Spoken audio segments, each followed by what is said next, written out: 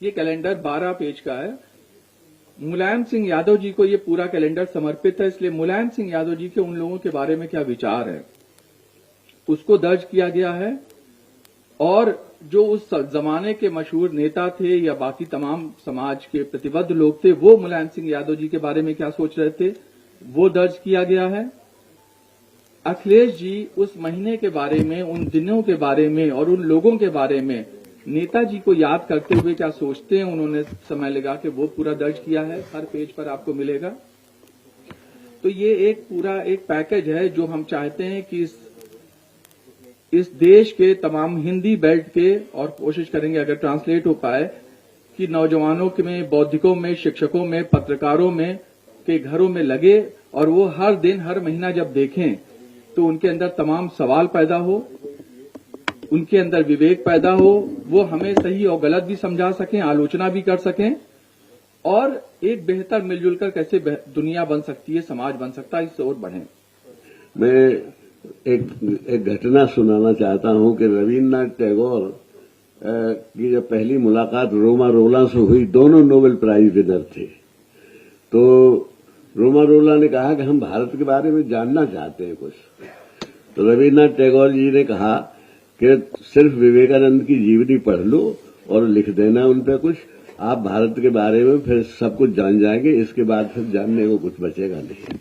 इसी तरह से इस कैलेंडर को पढ़ने के बाद एक बात जो स्पष्ट दीपक कबीर जी से हमारी बातचीत हुई कि समाजवाद केवल चुनावी पार्टी नहीं है। जब गांधी जी और भगत सिंह में चाहे कितना ही मतभेद हो हिंसा और अहिंसा पे, साधन और साध्य को लेकर, लेकिन एक बात में दोनों लोग एक मत थे कि हम आजादी के लिए आजादी नहीं चाहते, व्यवस्था परिवर्तन के लिए आजादी चाहते हैं। हम इस समाज की जो संरचना है, जो ऊंच नीच है और वर्गीय जो लंबवत है, उसको क्षैतिज करना चाहते हैं। इसी को लोहिया जी यूं कहा करते थे कि हम खड़ी लकीर को पड़ी लकीर में बदलना चाहते हैं। तो ये जो व्यवस्था परिवर्तन था, ये उद्देश्य था आजादी का।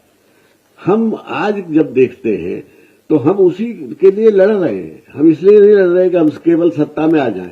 सत्ता में तो इसलिए आना चाहते हैं कभी कि जब अगर हम कहते रहेंगे तो कुछ होगा नहीं। हमने कविताएं बहुत सी लिखी, लेकिन उन कविताओं का हम उनको पूरा कब कर पाए, जब हम खुद एमपी हुए तब। तो जब सत्ता में आदमी होता है तो कुछ कर लेता है। जैसे हमने गांव के उत्थान में बहुत सा लिखा, लेकिन बाद में जब हमको मौका मिला तो हमने करके दिखाया। ये हमेशा से होता है। साहित्य और राजनीति का बड़ा गहरा संबंध है। जो साहित्य सपना देखता है, राजनीति उसे पूरा करती है। तो समाजवादी पार्टी सपना देखती भी है और पूरा भी करती है।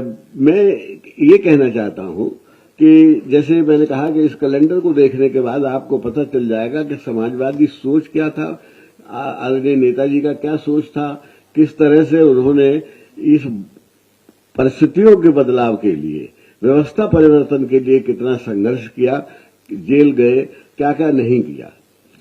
विवेकानंद जी के बारे में नेहरू जी ने एक वाक्य कहा है कि विवेकानंद जी पुरातन और नवीन भारत के बीच के पुल थे।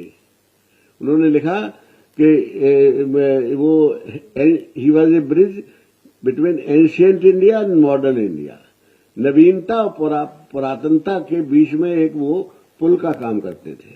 सुभाष चंद्र बोस ने तो इतना कह दिया है उनके बारे में, उन्होंने कहा कि अगर वो जिंदा होते तो मैं सारा काम छोड़ के उनके साथ रहता, क्योंकि मेरी भी परिस्थिति ये थी कि मैं इस देश की स्थिति बदलना चाहता हूं। जो समाजवादियों का सपना था वो विवेकानंद जी का भी सपना था। स्वामी रामकृष्ण परमहंस से जब गए हैं वो, और उन्होंने कहा कि हम भारत यात्रा पर निकलना चाहते हैं, हमें कुछ उपदेश दीजिए कि क्या मंत्र दीजिए। तो उन्होंने एक मंत्र दिया कि service to man is service to God. ईश्वर, मनुष्य की सेवा करना ही ईश्वर की सेवा है, इसके अलावा ईश्वर की सेवा कुछ नहीं है। तो इसी को व्यवस्था परिवर्तन कहते हैं। जब स्वामी विवेकानंद जी को राजाओं ने रथ में बैठाल के खींचा, जब शिकागो की वहां से लौट के आए हैं, तो राजा अजीत सिंह खेतड़ी के उनके बड़े दोस्त थे, और उनके कहने से तमाम राजाओं ने एक रथ पे उनको बैठाला, और रथ पर बैठाल के राजाओं ने घोड़ों की जगह खुद खींचा। यानी हिंदुस्तान के नेटिव प्रिंसेस उस रथ को खींच रहे थे और उसमें विवेकानंद जी बैठे हुए थे और रो रहे थे। तो लोगों ने पूछा कि इतने सम्मान पर रो रहे हैं। बोले इस सम्मान का हम क्या करेंगे, हम जो सपना देखना चाहते थे, जो हम इस देश के अंदर परिवर्तन करना चाहते थे, वो हम नहीं कर सके। तो ऐसे महान पुरुष के ऊपर मैं तो रोमा की पूरी जिंदगी जो उन्होंने लिखी है जीवनी, वो पढ़ी। फिर 3 किताबें रोला ने लिखी है, एक लाइट ऑफ एशिया बुद्ध के ऊपर, एक गांधी जी के ऊपर, एक विवेकानंद जी के ऊपर, और तीनों को कहा है 3 टीचर्स ऑफ इंडिया। इनमें टीचर तो एक भी नहीं था। वहां टीचर्स का मतलब है कि ये जो समाज को परिवर्तन करने के लिए, समाज को दिशा देने वाले लोग थे, तो उनमें से विवेकानंद जी एक थे। हम उस पर तो बहुत दिन बोल सकते हैं, लेकिन हम जानते हैं कि समय कम है, तो मैं इसलिए आपकी तरफ से, अपनी तरफ से हम विवेकानंद जी को सबको श्रद्धांजलि देते हैं उनको।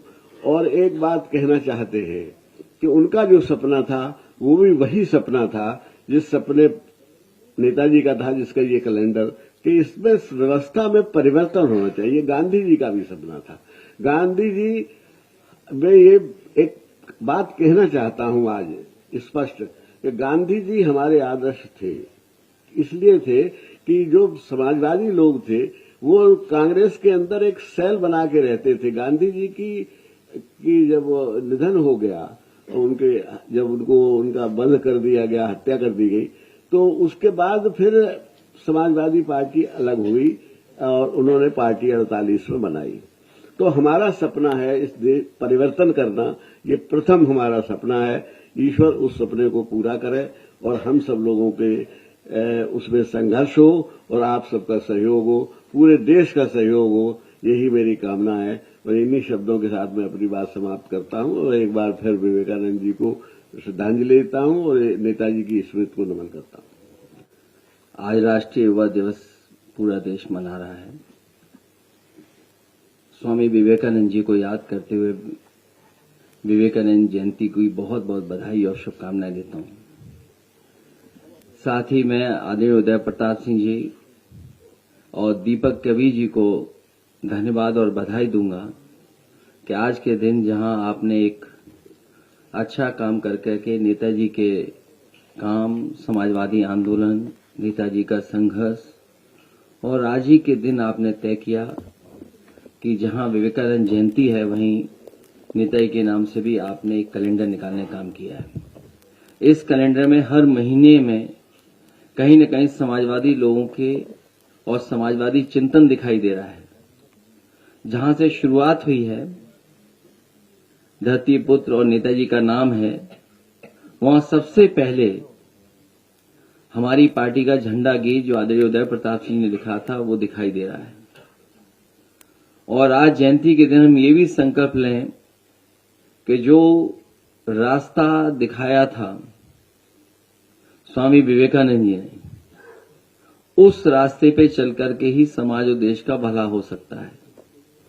नकारात्मक राजनीति खत्म हो, समाज में जो भेदभाव है, कभी जात के आधार पर, धर्म के आधार पर, उसको दूर कर करके, और साथ ही साथ अंधविश्वास कैसे खत्म हो, और जो हमारे समाज की बुराइयां हैं वो कैसे खत्म हो, उस दिशा में लगातार हम लोग आगे बढ़ते रहें, तभी हमारा समाज और देश आगे तरक्की खुशहाली पे जाएगा। गंगा एक्शन प्लान जो पहला बना था और समय समय पे सुप्रीम कोर्ट, हाई कोर्ट और समय समय पे अखबारों पे पढ़ने का मौका मिलता है, उसमें यही दिखाई देता है कि अभी तक के जो प्रयास हुए उससे मां गंगा साफ नहीं हुई है। जब तक उसकी सहायक नदियां, जुड़ने वाले नाले, उनकी गंदगी नहीं खत्म होगी, तब तक मां गंगा साफ नहीं होंगी। हजारों करोड़ रुपया साफ हो गया है, लेकिन अभी तक नदियां साफ नहीं हुई हैं। समाजवादियों का भी प्रयास था कि गोमती को एक उदाहरण की तरह समाज के सामने और देश के सामने रखा जाए, और यही अगर और नदियों के लिए योजना और कार्यक्रम बनेंगे तो नदियां शहरों के अंदर साफ बहेंगी। हमारे जितने भी शहर बसे हैं वो नदियों के किनारे बस गए, और जब बसे थे तब नाले और कोई सीवेज का ट्रीटमेंट का इंतजाम नहीं था, जिसके कारण सीधा सीधा जो कुछ है शहर का गंदा पानी, गंदगी सब नदियों में जा रही है। तो ये प्रयास समाजवादी सरकार में हुआ था, वही रास्ता है नदियों को साफ करने का। यहां की सुंदरता खत्म कर करके दूसरी सुंदरता दिखाई जा रही है। आखिरकार सरकार को ये बताना चाहिए कि यहां की आखिरकार सुंदरता क्यों खत्म कर दी। इसी तरह नाव यहां पर चलनी थी, कुछ पहले नाव खरीद ली गई थी, और भी जिसको टूरिस्टों को सुविधा देने के लिए या लोगों को घूमने के लिए यहां नाव खरीदी गई थी, वो सब कूड़ा करकट हो चुकी हैं। वो शायद डस्टबिन में फेंक दी गई हैं या यहां से लेकर के कहीं और ले गए हैं वो लोग। मुझे बताया गया, जब मैं संगम में गया, मैं उस नाव में जब बैठा तो मैंने कहा ये सरकार ने तो बहुत अच्छी नाव खरीद ली है। तभी उसमें एक कर्मचारी ने कहा ये वही नाव है जो आपने खरीदी थी। तो जो यहां की अच्छी चीजें थी वो सब खत्म कर दी सरकार ने। तो ये सरकार क्या दिखाना चाहती है? ये भारतीय जनता पार्टी टूरिज्म और पैसा बढ़ाना चाहती है, पैसा कमाने के लिए व्यवस्था बना रही है। आखिरकार वहां के जो निषाद समाज के लोग हैं, जो नाव चलाते थे, नावक थे, उनको क्या लाभ मिलने जा रहा है? उनके लिए क्या सुविधाएं दी गई हैं? क्या बड़े उद्योगपतियों के लिए सुविधा होगी या बाहर से जो कारोबार करने वाले लोग हैं उन्हीं के लिए सुविधा होगी? हमारे नाव चलाने वालों के लिए क्या सुविधा होगी? और इसी तरह जब आपके गोमती रिवर फ्रंट में इस तरह की नाव चलने की कोशिश थी तो उसको क्यों खत्म कर दिया गया? मैंने कन्नौज का एक अखबार पढ़ा, हो सकता है हर जिले में इसी तरह का सरकार प्रयास कर रही हो।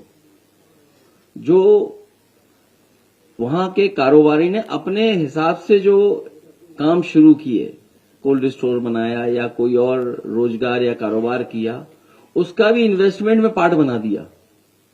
तो कहीं ऐसा तो नहीं कि दुनिया से इन्हें इन्वेस्टमेंट न मिल रहा हो।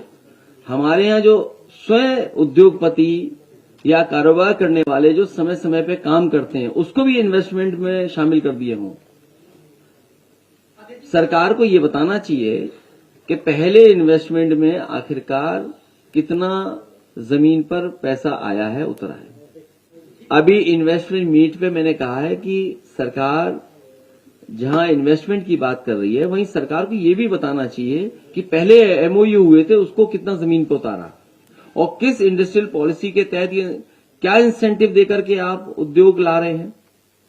जब आपके पुराने एमओयू जमीन पर नहीं उतरे हैं तो नए एमओयू जमीन पर कैसे उतरेंगे? और फिर नया इंसेंटिव क्या दे रहे हो आप? ये केवल चुनाव की तैयारी है, जनता को धोखा दे रहे हैं। और जब लाखों करोड़ का इन्वेस्टमेंट बता रहे हैं तो ये बताएं कि इतने इन्वेस्टमेंट के आने से कितना रोजगार सृजन होगा। आखिरकार रोजगार सृजन कितना होने जा रहा है? और पहले जो घोषणा पत्र में लिखा था करोड़ों रोजगार नौकरी, उसका क्या हुआ? इसलिए आप भी कंफ्यूज मत होइए, आपको बहुत अच्छा पैकेज मिलेगा, बहुत अच्छी चमक धमक दिखाइए, जमीन पे कुछ नहीं उतरेगा। मुझे ये बताओ, अगर आप जेपीएनआईसी पे पूछ रहे हैं तो आखिरकार उस पर जांच कितनी हो चुकी है? नहीं, मेरी जानकारी में नहीं है, मुझे तो अभी तक जानकारी है कि 3 बार जांच हो चुकी है। हो सकता है सरकार ना काम करने के लिए एक और जांच कर दे। गलती दोनों सबसे थी, तो हमने अपनी टीम बदल दी। लेकिन सवाल ये नहीं है, सवाल ये है कि भारतीय जनता पार्टी जब मुकाबला नहीं कर पा रही है तो पुलिस को आगे कर रही है। जब उनके पास जवाब खत्म हो जाता है तो पुलिस को आगे कर रहे हैं। सवाल ये है, सवाल भाषा का नहीं है।